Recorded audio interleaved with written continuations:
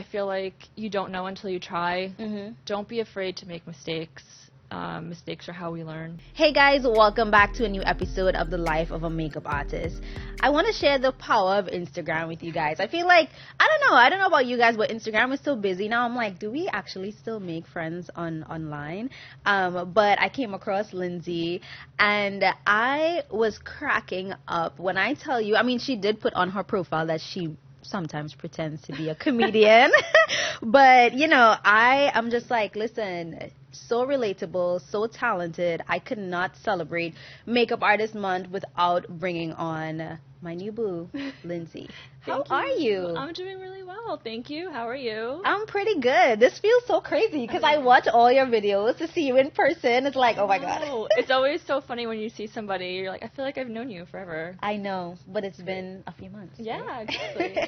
So how's things? How, you've been traveling, you've been doing the damn thing, like, how's life? What's going on? Life's okay, I hadn't traveled for a really long time due to the pandemic and starting my makeup career, so I kind of have embraced it now. Right. It's okay and safe to travel, vaccinated, all those good things. So, yeah, just been visiting friends who don't live in New York anymore. And I love that. Taking time out. Yeah. You gotta, I feel like with New York, you have to leave to reset.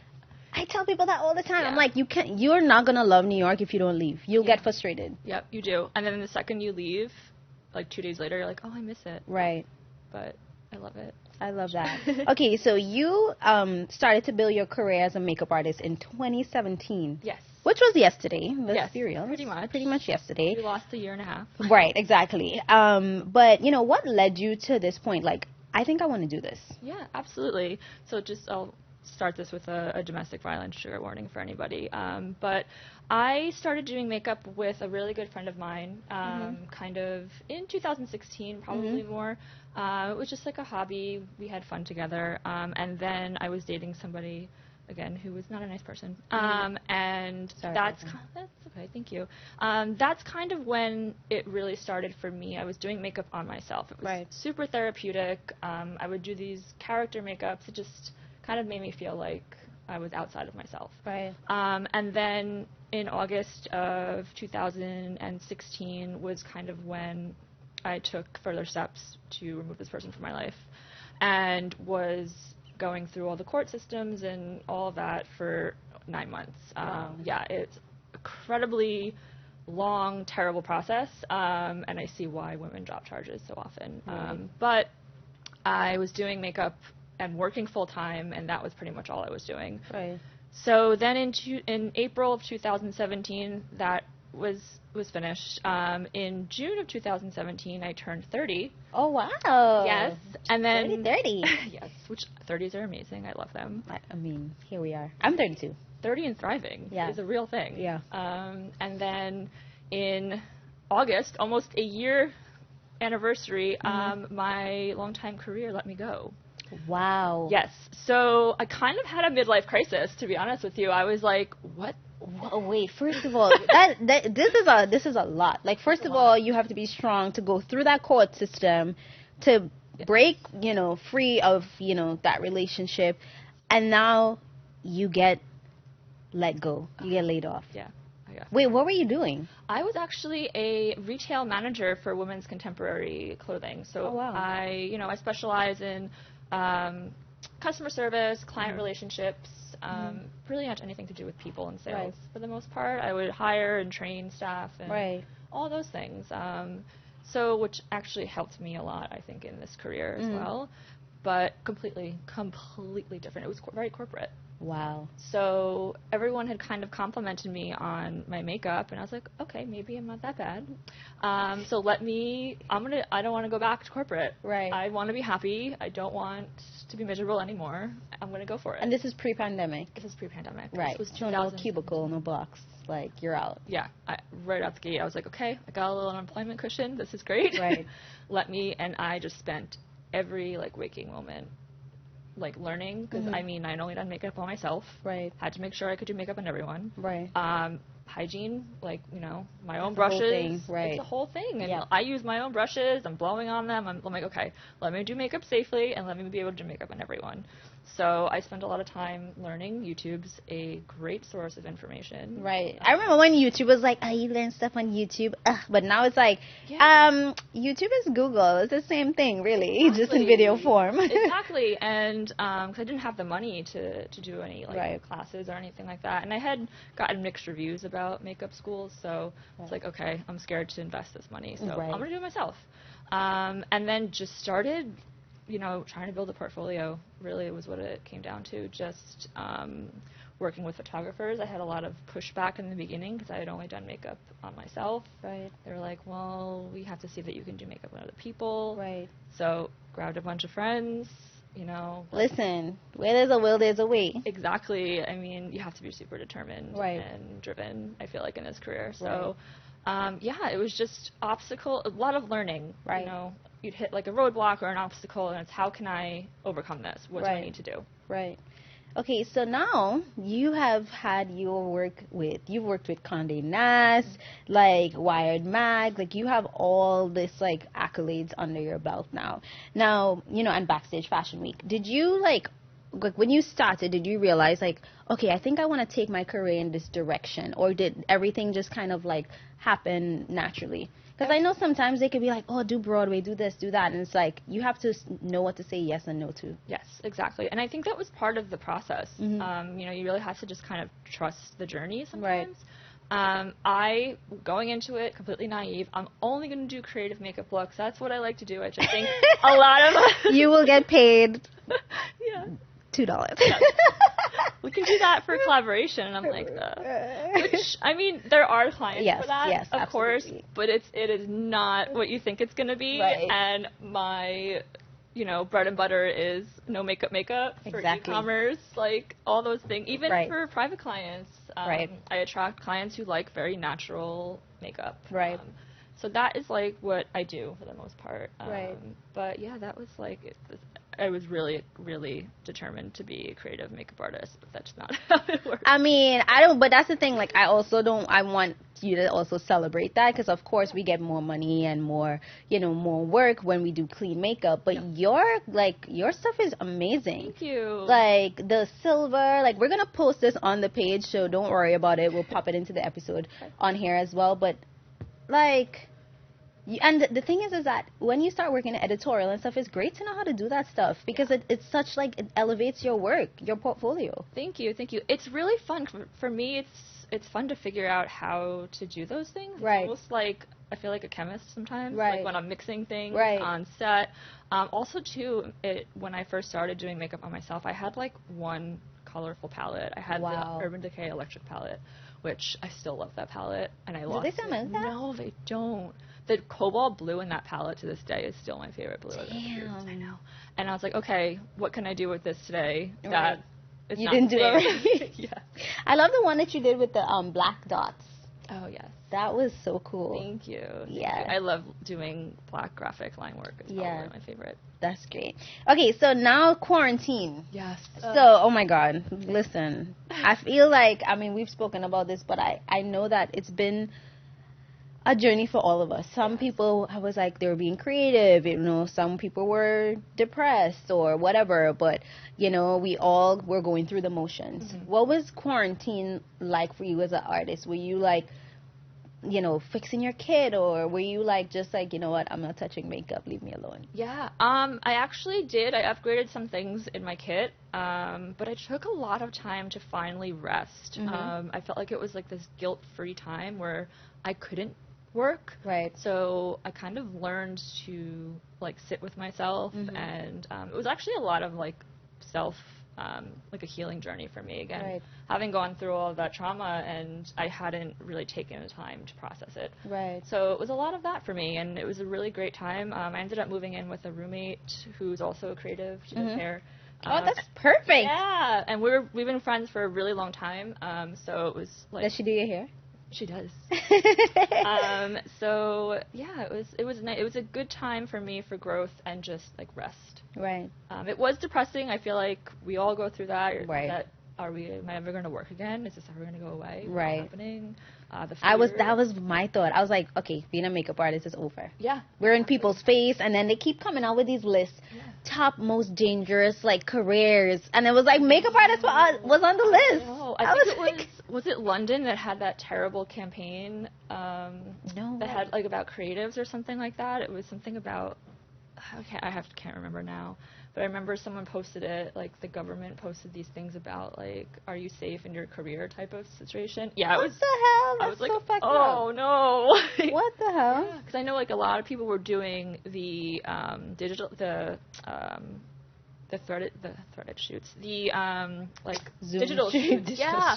And people were doing makeup themselves, and brands were figuring out ways, and I was like, oh, it's over. Right. It's over. I was like, how can I become a digital makeup artist? And I'm like, girl, no. Mm-mm. Yeah, and I think that's kind of, too, a lot of people turned back to, like, doing makeup on themselves, too. Right. Which was something that I was like, I don't want to do that. I don't want to be on camera. And here I am on camera all the time. I know, but, we'll talk about that more. Yeah. But I want to talk about the H Hub dubbed you in 2019 as one of New York's top editorial makeup artists. How shook were you? Like, your hair just minding your business. Like, I want to know. Tell me the moment you got tell me, because I am that's incredible. It was insane. I actually remember this day so vividly, and if this doesn't sum up a creative's, like, ebbs and flows of their career, I don't know what does. So I remember standing in FD Studio in Long Island City, right, waiting for somebody, and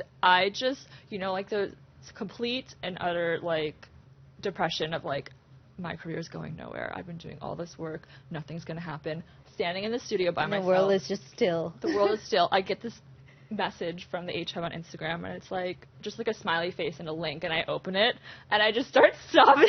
Oh my god! It was like that, like, perfect moment of, like, first of all, wow, like, I'm so honored. Second of all, okay, I am doing the right thing. I'm on the right path, and like, it just came at, like, the perfect moment. It was incredible. But I just sobbed by myself. So cool, though, because you're here minding your business, thinking, like, do I suck? Which we all think. Impostor syndrome. Right. And here people are like, no, you're the shit. Yeah. Here you go. Yeah. It's. I know it shouldn't be validating, but it's very validating when complete strangers are like, you're dope. And I'm like, oh, thank you. Yeah. So now you've gone. Now you've had your award and all of this. You also did Allure's Triple Take. Wait, did you do the episode with Laramie? I did it with Delina and Molly. Oh, okay. So I have to go check your episode out. But I think my friend, do you know Laramie? My friend? Laramie? Possibly. Laramie Glenn. Anyways, Laramie also did it. And then I did one. Yes. But mine was, what was your challenge? Like, how was that whole experience? Mine was like a unicorn. Yes, I saw this one. I was the flamingo. Oh my gosh. I don't know if you saw that one. But yes, I saw the clips. I remember another moment. It was like 11 o'clock at night, and someone emailed me, and I thought it was like one of those spam emails, when they pretend to be somebody. And it's like 5 paragraphs long. And at the time, I was like maybe 2 or 3 glasses of wine deep. I was like, this is not it. And then I was like, okay. So I wake up in the morning, and I look at it, and my thing is to always check who the email is from, and it said at Condé Nast, and I was like, oh my god, this is real. Right. This is real. This is happening. And me being at the time, my social anxiety and, like, self-esteem was shot. And I was like, okay, I can do this. I can totally do this. Absolutely. So it was really cool. Everyone was super nice. I remember waking up that morning, though, being absolutely terrified. Like, I wanted to cancel. I was so scared. Was it your first on-camera up? Oh, my gosh. Yes. And I turned into, like, a potato on camera back then. Now, I feel a little better now, but it was just, if you watch the episode, I'm so quiet and so reserved, and everyone's like, you look so professional. I was like, okay, but I am so animated. Like, eyebrows, face, like, hands are always flying, and I'm just like, because I was terrified. Wow. Terrified. I remember just standing, I was the first one to go, also. So I'm standing there, and it's like a crew of, like, 12 people. There's like 4 cameras. Right. Remember, and I'm just like, okay. I'm standing there by myself. And the director was like, all right, so you're going to introduce yourself and say where you're from, all this stuff. literally the first words out of my mouth is, "My name is," and I completely stuttered, fumbled over my own name. You're like, what's my name again? And he just laughed and said, "Take as many takes as you need." And I was like, yeah, we're going to be here for a little bit. But it ended up being okay. I'm really happy that I went through with it because it was a great opportunity. It was a great experience. The 2 artists that I got to do the episode with are amazing. I've been watching their journeys as well. They were so supportive, which was incredible because here I am, like 2 years into this, not knowing really much. Right. Like, I love that. Yeah. Now, okay, so I know we glossed over this before, right? But you took so much time because you were trying to get jobs and people are like, nah, we need to see your work, like on other people. What advice would you give to other makeup artists who are just like, okay, well, this is new. Now we have like so much constraints, you know? What advice would you give them if they're trying to build their portfolio? Absolutely.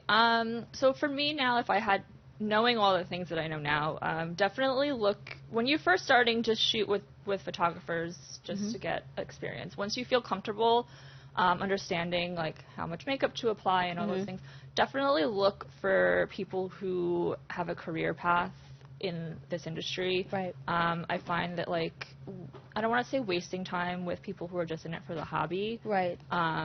Is not, not beneficial. Right. It's great to work with people who have like-minded, creativity and things, but in a business sense, for me, I get booked a lot by photographers that I've worked with and I test with. So if you're looking to make this a career, definitely stick with like-minded individuals and work with people who have the same drive and, the same career goals. Right. Because then you'll all grow together. Right. And then just in general, just ensure that your portfolio is diverse. You have different looks. You have all these different things to show what you can do. Right. So if those are the key components, but any advice on like when you're actually reaching out? Oh, yeah. Because like sometimes you get these DMs and people are like, you want to do a shoot? And I'm like, wait, what? I know.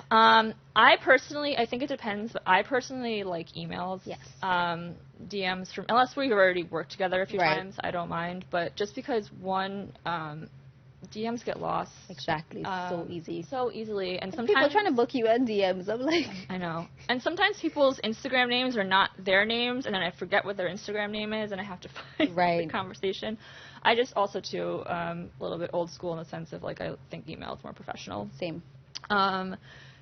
Reaching out with an idea, with details, your work, a link to your work, your website, if possible. I know a lot of people do have just Instagram, but I prefer to see a website because I think it shows their different work sometimes. Right. Yeah, and then just, I guess, like, know a little bit about me. Like, I don't usually reach out to a photographer that I'm like, hey, I like your work. Right. And then they're like, oh, yeah, what's your favorite? Or, like, I wouldn't be able to, like, oh, yeah, I love that photo with the person. Right. Like, that doesn't, just, be genuine. Yeah, like, exactly. Be interested in what they do. Yeah.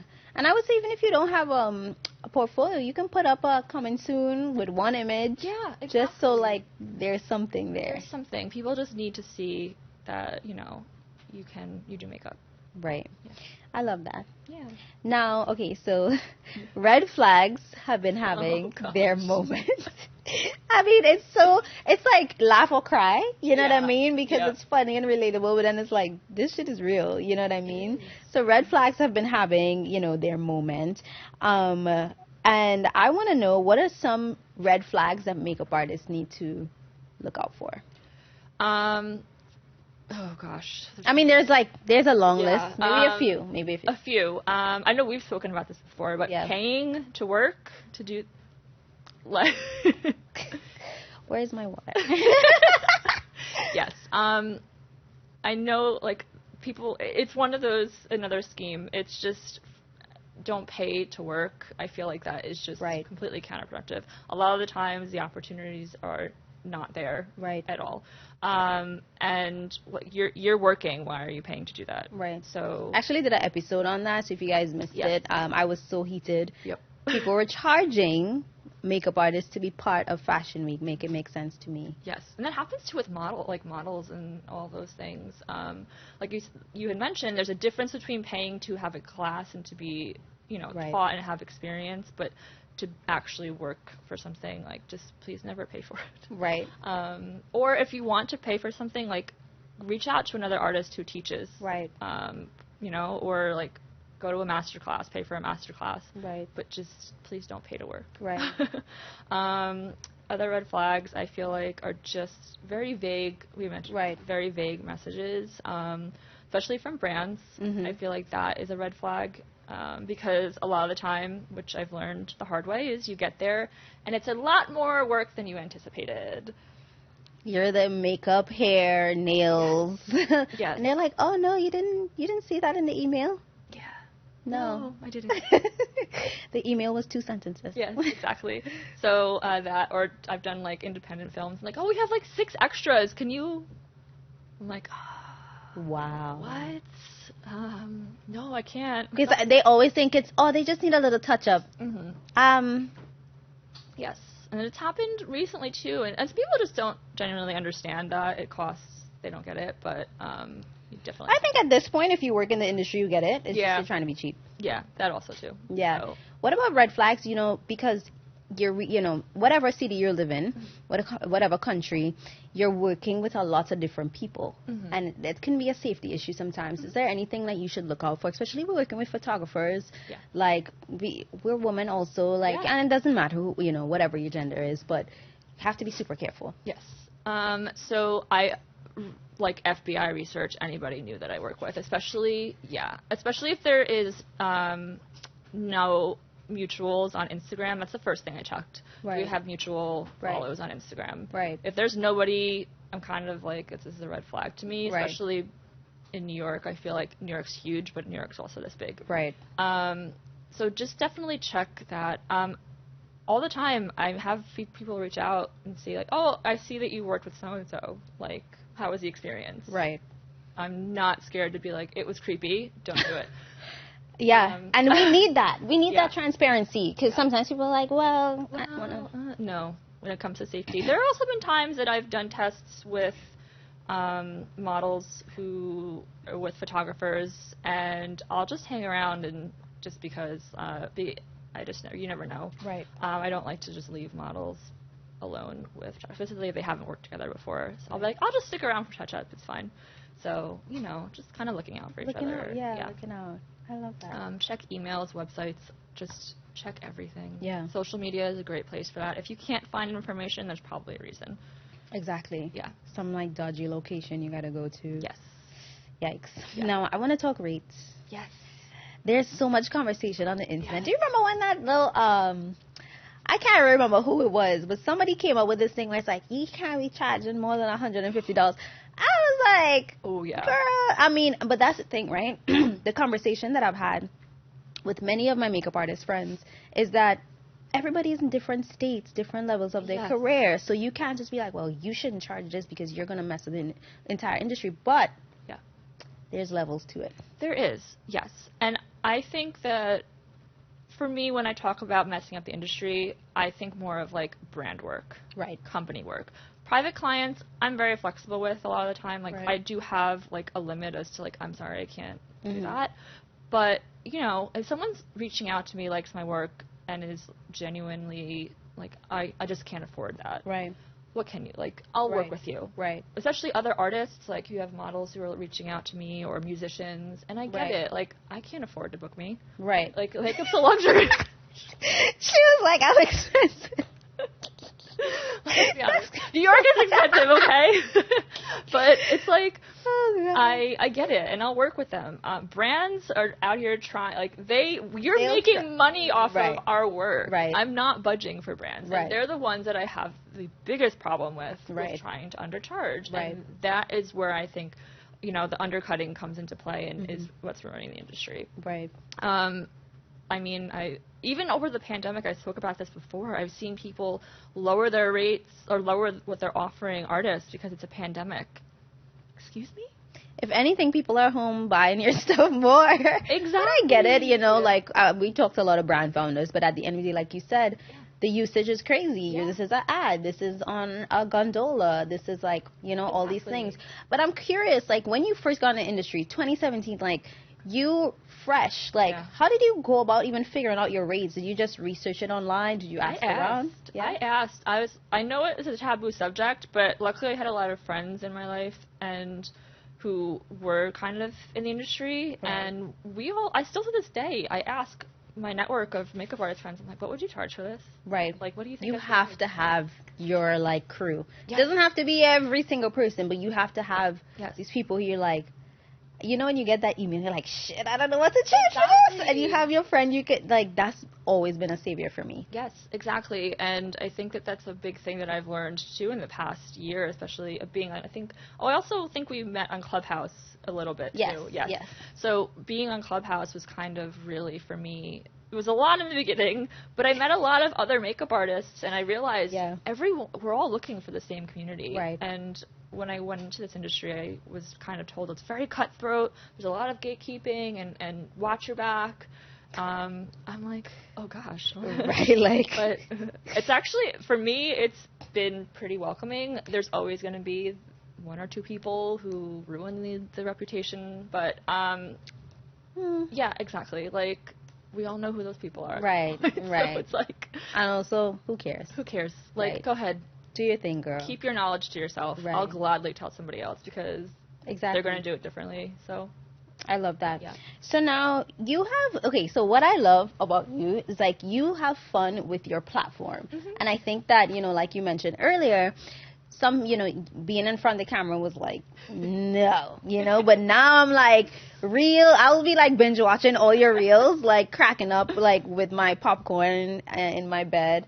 And I'm just like, this is so funny, you know? And I think what's happening is that it's creating more community in the makeup artist world, because we didn't have makeup artist specific content before. Yeah, it was always very much like influencers, like beauty gurus, and then makeup artists who you never saw. Half the time people were like, I don't even know what you look like. Right.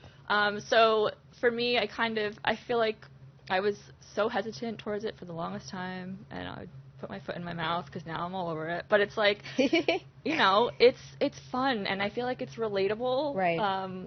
And it makes fun of it in like an innocent way. Like, right. I'm never trying to be like, you know, mean. I make fun of like client stuff that's happened before, right. and it's always exaggerated slightly too. But right. you know, it's also kind of, I feel like, brings a lot of knowledge and insight to people who aren't makeup artists. Right. And maybe like, oh, I never thought of that. Yeah. Like I had posted one about models being on their phones. Right. And they were like, oh my gosh, I never realized. I was like, this is for you. Like, it's really okay. Like, it's okay. I'm kind of exaggerating on how angry I get. But right. it does make our jobs much easier when your head is up. Right. We just want you to look good. We're looking out for you, I promise. I love it. Yeah. But you know what's so crazy is, like, we have these conversations. Because when I moved to New York in 2013, like, it was very much you couldn't be both or whatever. And I think that you're the perfect example of, you don't actually have to be putting makeup on or doing whatever content creator, influencer stuff. Like, you could just have fun with your platform and celebrate being a makeup artist. Yeah, and that's what the great thing about it is. It's your platform, and you get to kind of do what you want with it. And yeah, I decided to have some fun with it. I didn't realize how much right. people would like them. It was really funny, so right. I enjoy doing them a lot now. Yeah, I love that. Okay, so I have a question. Yes. Do you want to play a game? Oh gosh. Is it okay? Yeah, of course. Okay, so I want to play this game with you. Okay. It's basically this or that. I'm just going to give you two options. Oh boy. Oh, no. You have 2 seconds to answer. I mean, it's really 1 second, but it's 2 seconds. Okay. Two questions. Yeah. 2 questions. 2 options. 2 seconds. Okay. Right? You ready? I'm ready. You sure? I think so. Okay, perfect. If you weren't a makeup artist, you would be hair or nails? Nails. If you weren't a makeup artist, you would be producer or photographer? Photographer.